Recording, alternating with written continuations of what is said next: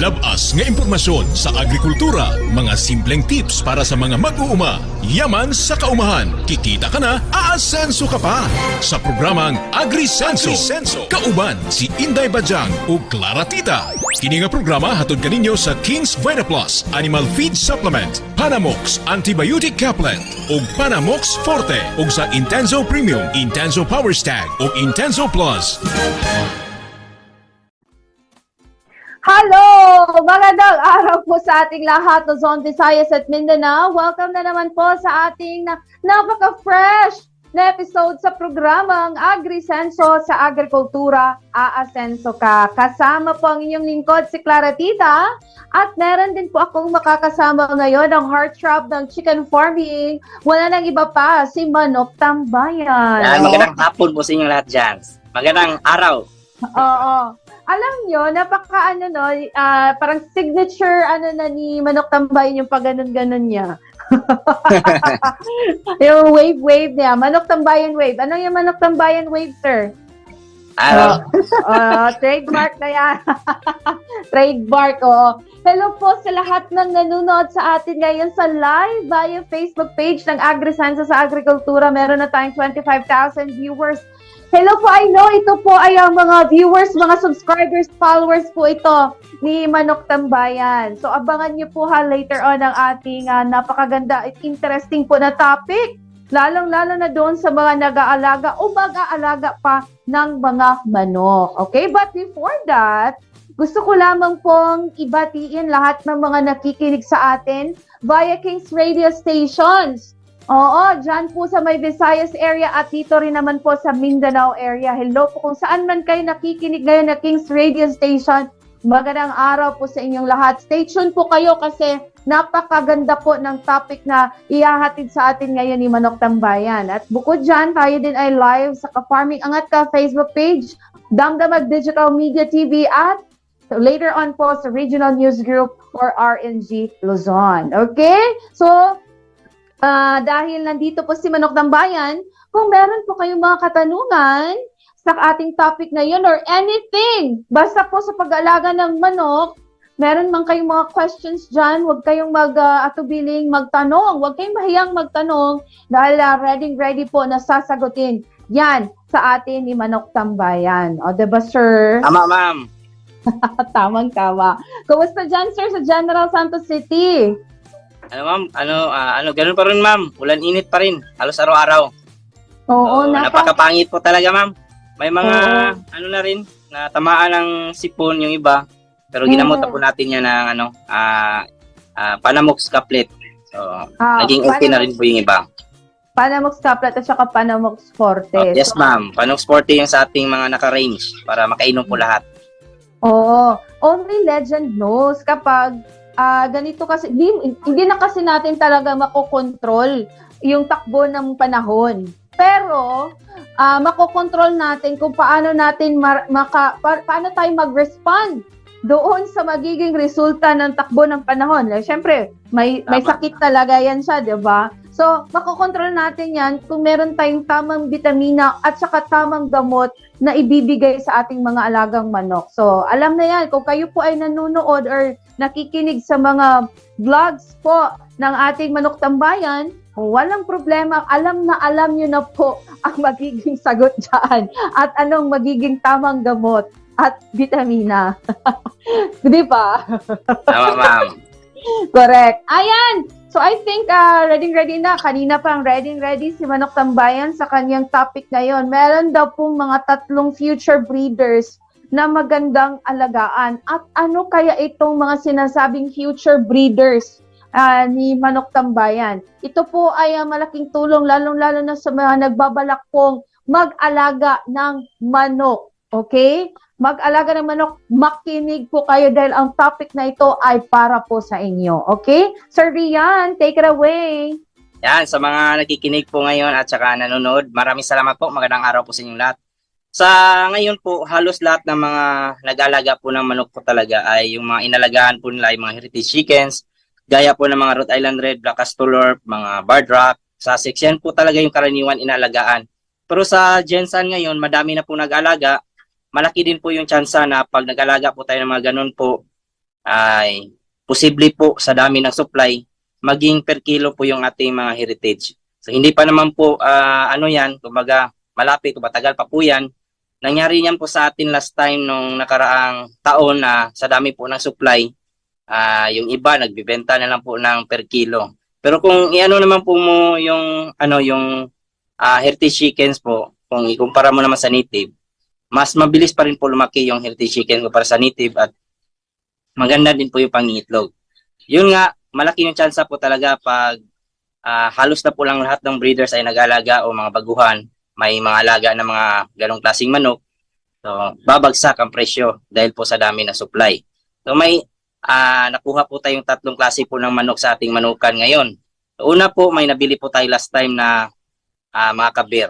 So yung kabir po na chicken o kabir chicken ay kung pag-uusapan po yung timbang, talagang malaki po siya. Yung babae, umaabot po yan ng 3 to 4 kilos kung ipatinin po natin yan. Ganun po kalaki o kabigat yung inahin.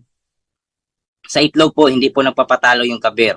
At kung sa tandang naman po, ikumpara mo sa mga Rhode Island Red, yung tandang ng kabir, kaya po yan pumasta ng isang 10, isang tandang 10 to 15 po na babae. Kumpara po sa mga Rhode Island Red Black Ascolorp na nasa 5 to 6 lang karaniwan na pares po sa babae. So napakaganda po yung kabir at nasa 240 plus o 200 plus yung kanyang itlog na pinoproduce. Sa ngayon, napapadami po tayo ng kabir. Nangungulekta po tayo ng itlog po nila para next year po sa ating magiging future breeders po natin ay meron po tayong madaming kabir. At yun kasi yung ating target na magpapadami ng kabir kasi wala pa pong masyadong nag-alaga. So malaki din po yung tsansa na kung ikaw pa lang yung nag-alaga sa inyong lugar o kunti pa lang kayo, ay makakapagdikta ka po ng presyo. Pero sa presyohan man po ngayon ng kabir, mas mataas po siya ng presyo po sa mga heritage chickens. Gaya po ng RTL at saka rooster.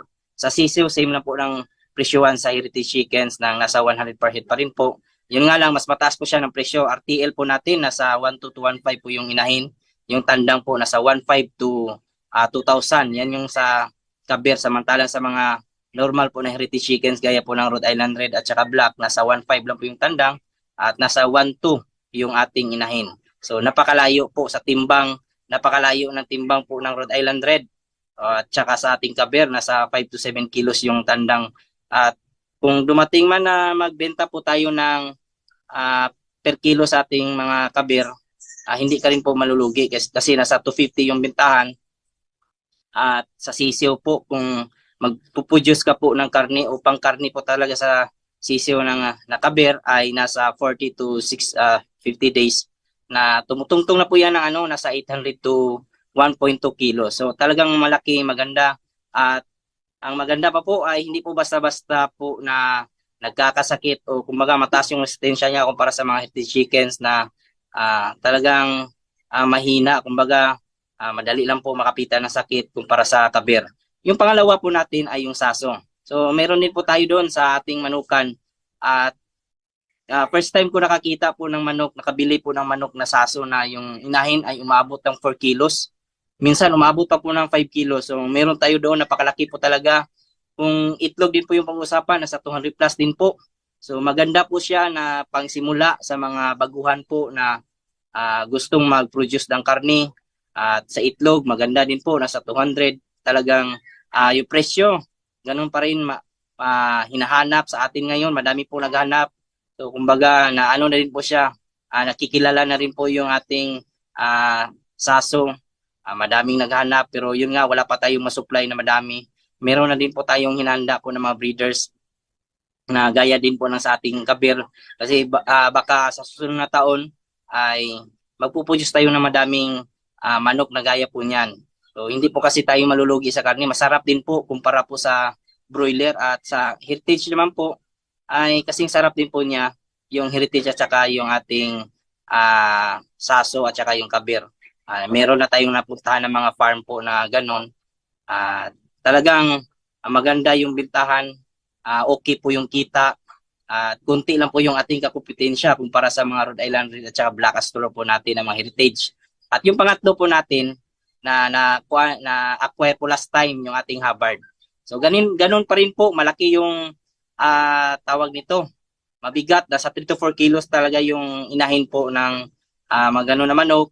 Sa tandang, ganun pa rin po, nasa 5 to 7.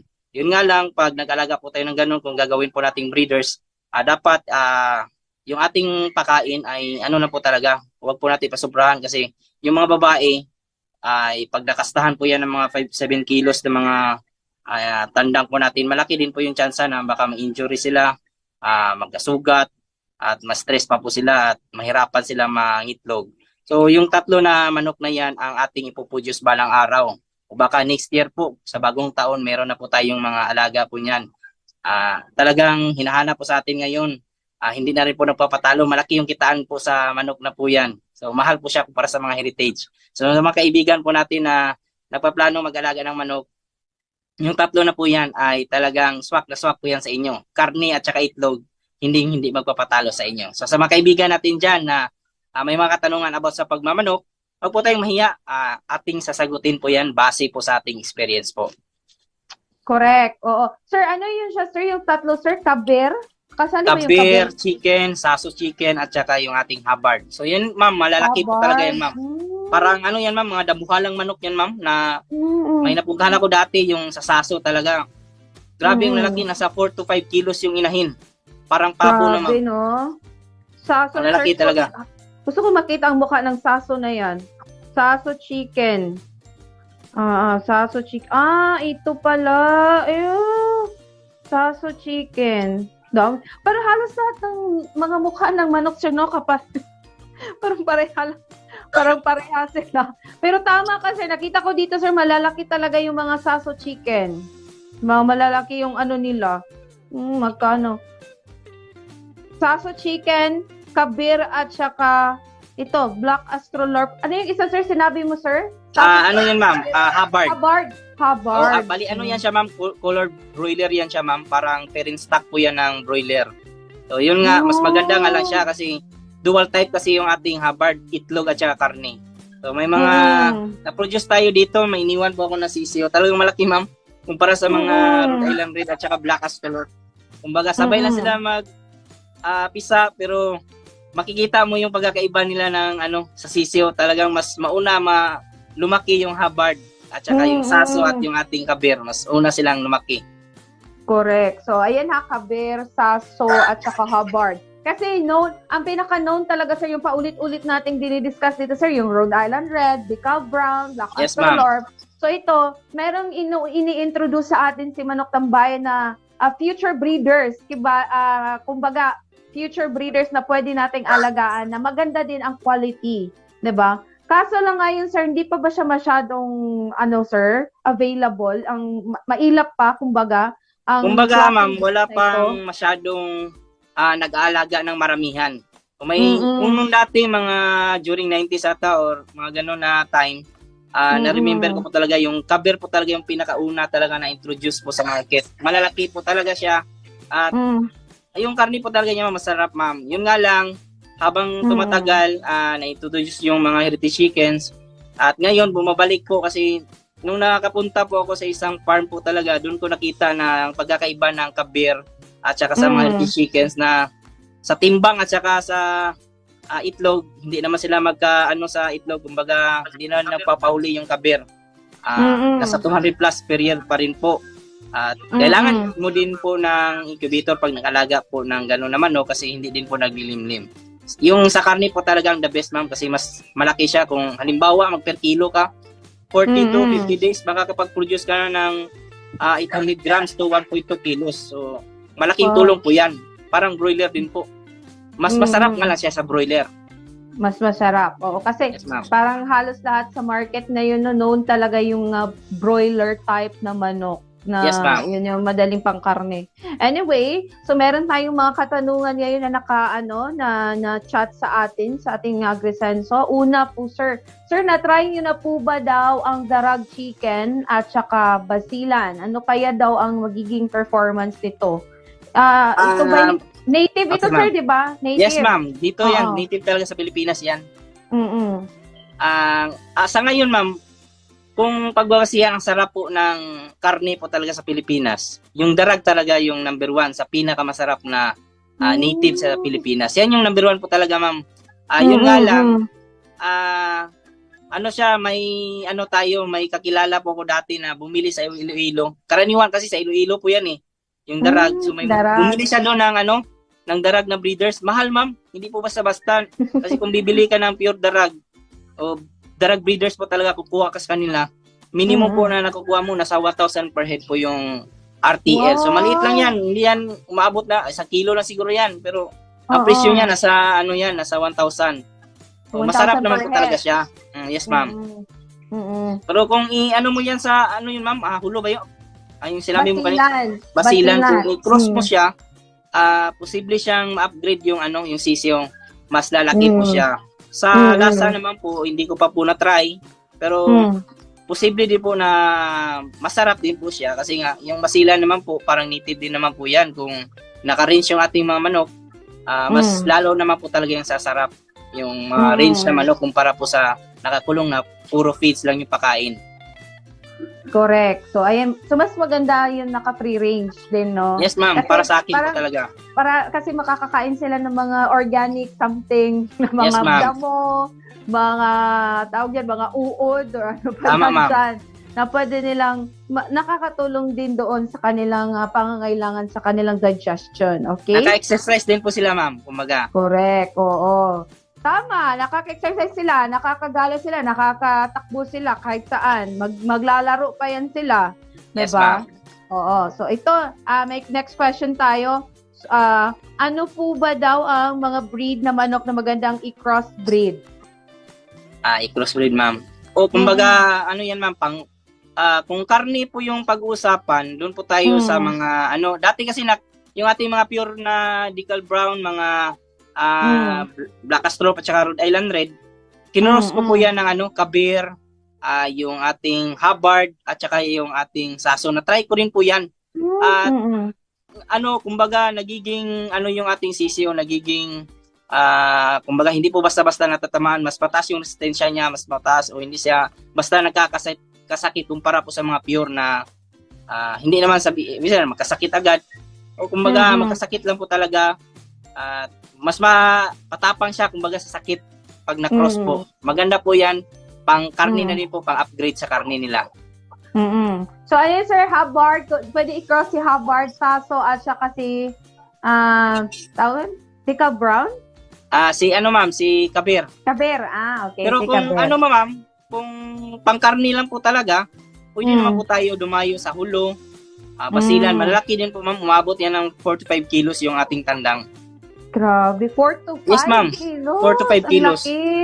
Yung Saso po talaga, ma'am, may ako, ma'am, napuntahan, yung nakabili po ako. Nasa 7 kilos, ma'am, yung tandang. Grabe. Parang laki po talaga, ma'am.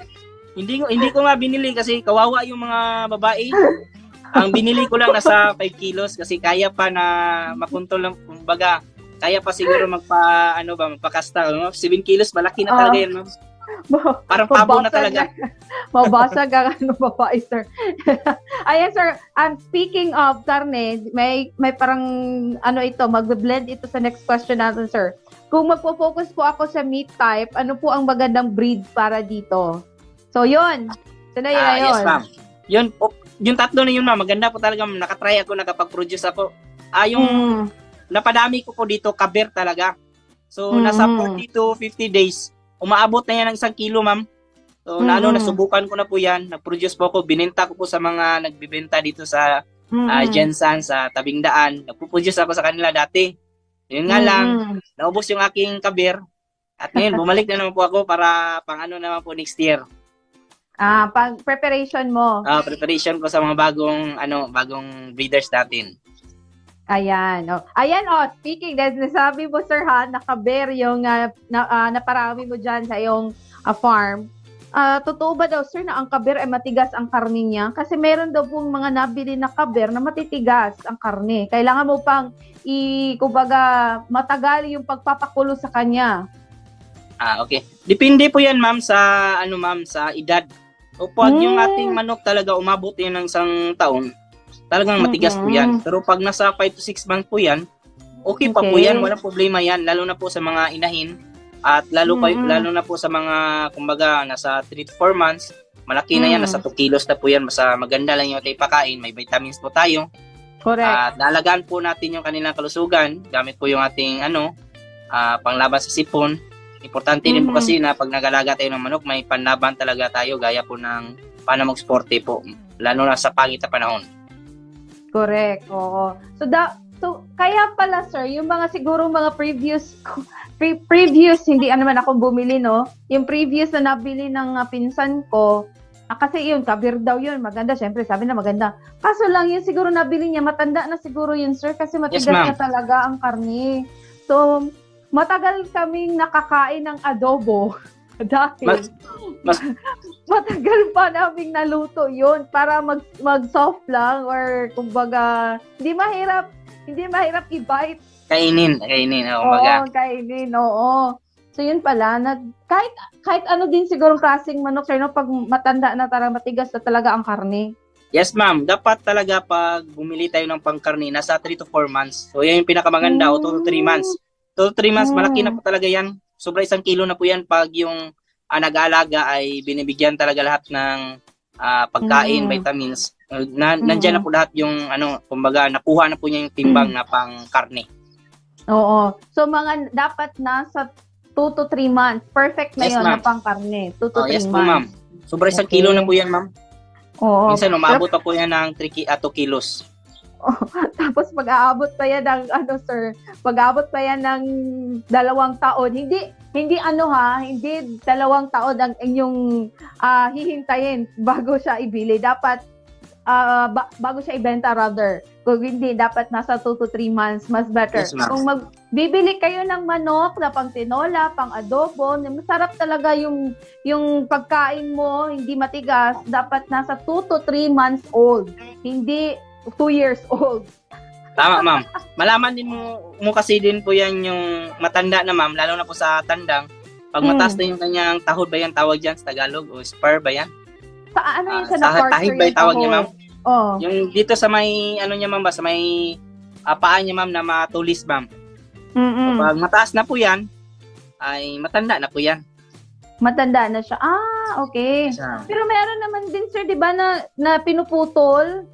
Malalaman din po kasi yan pag pinuputol kasi yung straight yung pagkaputol. Makita talaga natin nun po. Okay. Ayan. So, ayan ha. Meron pa ba tayong mga questions dyan na naka-ready? Parang tapos na ito, kuya, yung question na iyan. Yan. Ito, sir, mula po kay Pudon Baluyot Cisneros. Sir, magkano po ang price? Wait lang, di siya sa akin. Magkano po price ng Saso tsaka RRR chicken ngayon, sir? Ngayon, sa sisiw, the all to week old, ay nasa 100 per head. Pero yung sa Saso kasi ngayon, ma'am, mahal yung Saso ngayon na tandang, nasa almost 2,000 per head yung bigay po talaga niyan. Sa babae, nasa 1,500. At yung Rhode Island naman po na tandang, nasa 1,500 yung per head. Yung inahin, nasa 1,200 to 1,400, mga ganun yung presyuhan. So, napakalayo ng presyo po, kumbaga sa sa presyuhan. Konti pa ka lang kasi yung nag-alaga, so mahal pa po yung ganun na klase ng manok. Correct. So sir po doon, sana ay satisfied kayo doon. Satisfied kayo doon sa sagot ni Manok Tambayan. Taga saan ka ba, sir? Sir po doon. Meron din gusto magpa-shoutout, sir, Yan. Shoutout dyan kay Joyce Bon Aninyon Kahis at saka kay Sim Arsenal Sulpot. Yan, maraming salamat po from Usamis Occidental. Ito rin, sir, si Jitan Bidad. Yan, Jitan Bidad, hindi ko nakita. Yan, shoutout sa iyo from Banga, South Cotabato. Oo. Pa-shoutout idol sa misis ko na si Kim David. Yan, si Kim David. Maraming salamat po. Oo. So meaning, si Sir Jitan na hindi ito Bidad, David ito. Baliktad lang. Baliktad to Binaliktad. Correct, oo. Meron pa bang mga tanong sa ating mga nanonood dyan? Huwag kayong mahiyang magtanong, ha? Wala po talagang problema sa pagtatanong. Importante matanong yan, baka hindi kayo makatulog. Yan, oo. So, I think wala na siguro tayong mga tanong, Kuya Bill. Proceed na lang siguro tayo kay tawag nito, kay Inday Bajang sa kanyang agribalita. Okay, so I think wala na. So, sir, any messages, any announcement po before kayo mag-say goodbye sa ating mga viewers ngayon? Yan, sa mga nanonood po ngayon, share nyo po yung ating video. At baka malapit na tayong makabot sunod buwan ay makaano na tayo, 100,000 followers, nasa 94,000 na tayo. So, kunti na lang talaga, maka 100,000 na tayo at mamimigay tayo ng cash at saka sisiw na parapol po dito. So, abangan nyo po yan. Abangan nyo yan dito sa ating AgriSenso. I'm sure, ako isa sa unang makakaalam yan. At i-announce natin yan sa ating Facebook page. Ayan. Thank you so much, Sir Rian, ang ating heartthrob ng chicken farming. Wala nang iba si Manang Sambayan. God bless you po. At sa mga nanonood, huwag muna kayong alis dahil may ihahatid po sa atin na agribalita. Si Inday Bajang, meron daw pong mga rehistradong hybrid rice farmers sa Zamboanga del Sur ang nakatanggap ng mga abono. Wow, sana all. Malaking tulong na yan. Yes, Congrats sa kanila. Take it away na, Inday Bajang. Hello all from Luzon, Visayas, and Mindanao. Hi everyone, welcome Pag-usap to our program AgriSenso with Inday Bajang and Clara Tita. Ayan, kamusta mga friends po natin dyan? O diba, anong mga ganap? Kamusta mga balita? Marami mga not so good news around here in Davao City. Yung the other day, I think few days ago, yung nag-trending na nasagasaan na isang babae crossing the street along Turil. So that's very unfortunate. Accidents really happen. So kaya sa mga nagmamaneho, be extra careful, especially pag medyo madilim ang daan at maulan. So wag tayong mag-unahan sa kalsada. We can still arrive sa mga bahay natin, diba? Kahit na medyo mahina lang yung takbo ng sasakyan. So be careful for yourself, for your family, and for the people around you na yung dumadaan sa gilid, yung crossing the street, for everybody. Ayan. So give way lang po tayo, okay?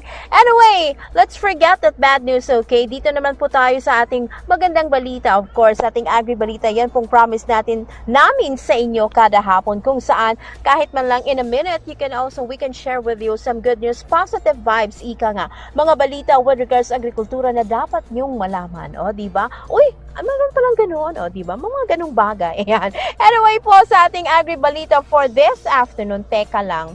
Wait. Ayan.